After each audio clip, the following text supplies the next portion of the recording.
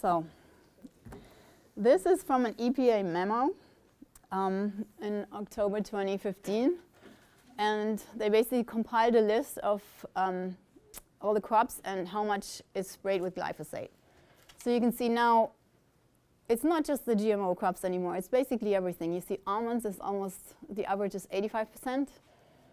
Apricots, 55, and maximum 80. So what I used to think is that certain vegetables, like the clean 13, that's okay to eat non-organic. And you just worry about the dirty dozen, which is heavily sprayed. That's no longer, that no longer applies. Because now it's everywhere. Now we basically have to buy everything organic, which can add a lot to your grocery bill. So yeah, the big ones, like even like cherries, 65%, 85%. And then here's the rest of the list. So dry beans and peas are now being sprayed with glyphosate. All these fruits, nuts, lemons, nectarines, oats. Actually, oats are fairly low. Even onions, I mean, really. Oranges, pasture is being sprayed. Not very much, but it is. And then here again, the peaches and peanuts are high, and so on. I thought it was interesting that soybeans, 105% is sprayed with glyphosate. And this is the end of the list. So you can see how much of wheat is being sprayed, up to 70. Yeah, so you can look at this in your own time, but basically means you have to eat organic now. And this is from, this is glyphosate levels that have been found in different food products. And here's the link where you can look this up. So these are probably not foods that we would eat very much, but a lot of people do. And basically everything contains glyphosate now. So some people would argue this is below the safe level that the FDA allows, and that's true. Their safe levels are parts per million, and this is parts per billion, so they're going to say, oh, well, this is fine, this is really low. But it's going to accumulate. It doesn't break down. Every year this is going up. Every year we're doing a harvest. These numbers are going to go up. And then in our bodies, it's going to accumulate too. It's going to get into our proteins, and the more we eat it, the more it's in our bodies. And nobody knows how long it stays in there. Nobody knows what the half-life is. It's just not studied. So yeah, you can see all these processed foods. Everything has glyphosate. Excuse me, can you go back one screen? Yeah. Kellogg's organic promise, huh? Yeah, I was going to get to that. We're now finding it in organic foods too. Less than in other foods, but it's starting to show up there too. But I can actually share a reason. One of the reasons why it's found in organic foods is because organic standards currently allow for conventional manures to be used on fields. oh, And we all know that conventional manures are from cows, animals that have been fed a GMO diet. right. You know what? The other thing that's also allowed is like blood meal, feather meal in organic farming, but that comes from animals that were fed GMOs. So don't use that stuff on your organic garden, you know. This was another article. They tested 10 wines, 10 California wines, and they found that all of them. I'm sorry. It's horrible. I know. It's better to know than not to know, though. So yeah, 10 out of 10 California wines tested positive for glyphosate. Even the organic wines, though their levels were significantly lower. And then it was detected in 14 German beers, even though in Germany they use this a lot less. And it was above the limits allowed in drinking water. So why is glyphosate found in organic foods? Like you've already mentioned a couple of reasons. But also farms can be certified organic after only 3 years of organic farming. Glyphosate remains in the soil for 20 years, so if a farm converts to organic, it's still in there. It's kind of like DDT. It hangs around for quite a long time. And then you get airborne drift of glyphosate from neighboring farms if you're in an agricultural area. And then there might be glyphosate in irrigation water too.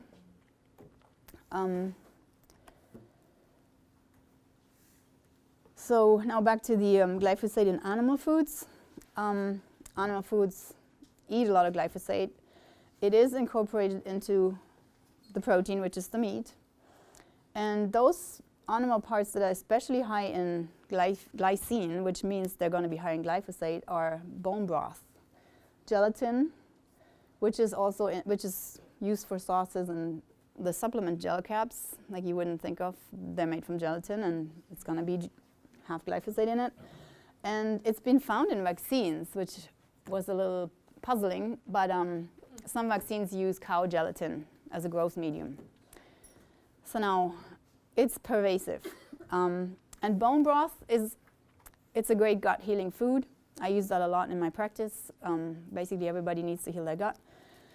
But if it's not 100% grass-fed, it's going to have, you're boiling down the bones, the collagen is disintegrating, so you're going to get glyphosate in it if it's not from animals that were raised GMO-free.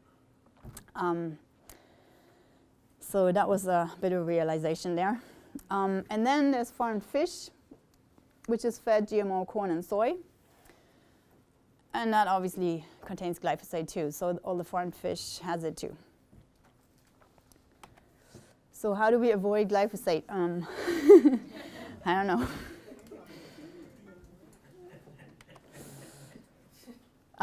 There's a survey conducted by the Institute for Responsible Technology in 2017, and that's Jeffrey Smith's organization. He's also a great fighter against GMOs, and you probably have heard of him.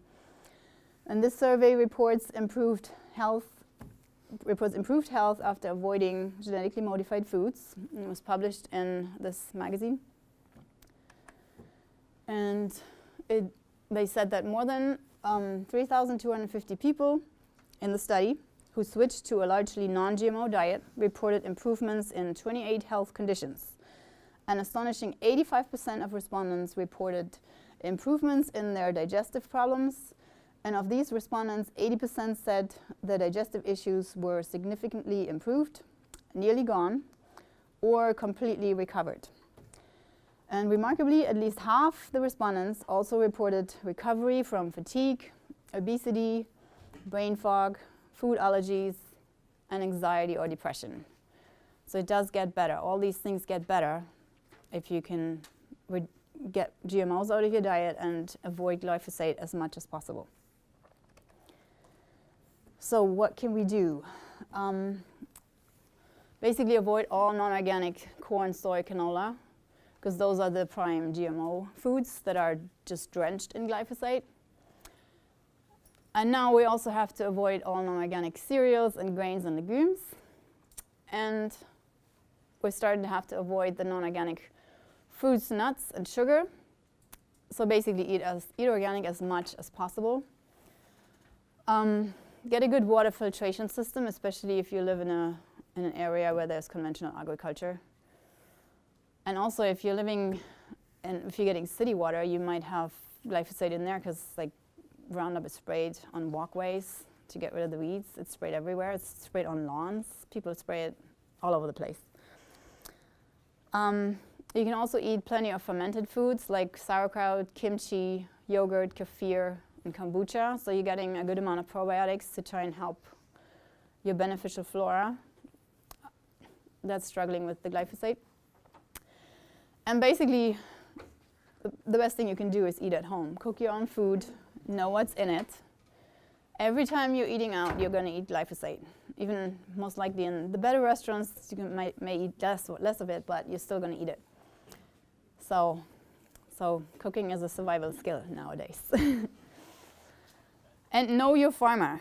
So I do shop at farmers markets, and not everybody is certified organic, and because that's expensive. But if you ask them about Roundup use before you buy, there are some orchardists who do not spray glyphosate. So we just talk to them and ask them. And this is also going to spread the awareness of this problem.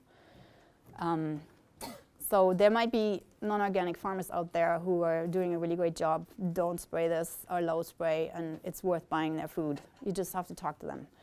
Know who you're buying from. And then because glyphosate from GMO food is bound up in animal protein, and especially in collagen and bones, anytime you make bone broth, it must be 100% grass-fed or organic.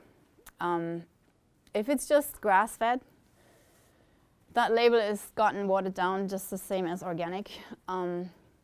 It doesn't mean, it could be 10% grass-fed, it could be, I don't know, 20% grass-fed, or it could be 90%. But they were also likely fed GMO grain.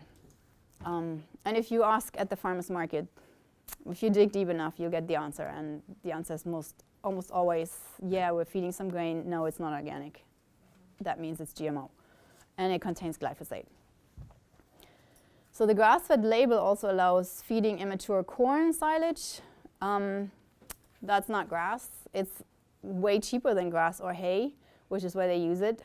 And that may contain glyphosate. So grass-fed doesn't mean organic. It doesn't mean that there's no glyphosate in there. Grass-fed is just on pasture. But it could be, all of this could be GMO corn or feed and contain glyphosate. So you either need 100% grass-fed or you need organic, but we all know that organic could be a CAFO with no access to the outdoors, and just they're feeding organic grain, which is of course better than non-organic grain, but still it's not great. And also the meat must be 100% grass-fed from birth, because a lot of the time the farmer buys calves somewhere and they've been fed whatever, and then they raise them on their farm. What did they have before that?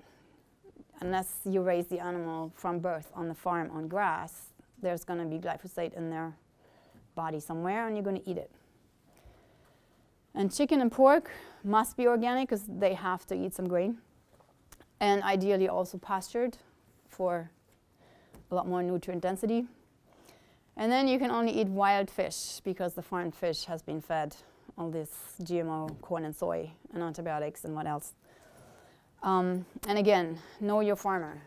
Know where you're buying from. Establish a relationship with them. Ask them about their practices. Visit the farm. I think we really need to support those farmers that do it right. And there isn't many, especially for meat.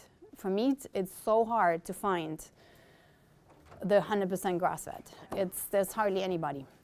But if we create the demand, if enough people ask, like Dave Chapman said in the keynote speech, if everybody goes in the store and asks, at some point it's going to click, and we're going to create the demand. And people who are producing our food are going to realize, okay, there's a demand, let's do this, and they're going to charge accordingly, but that's how it is.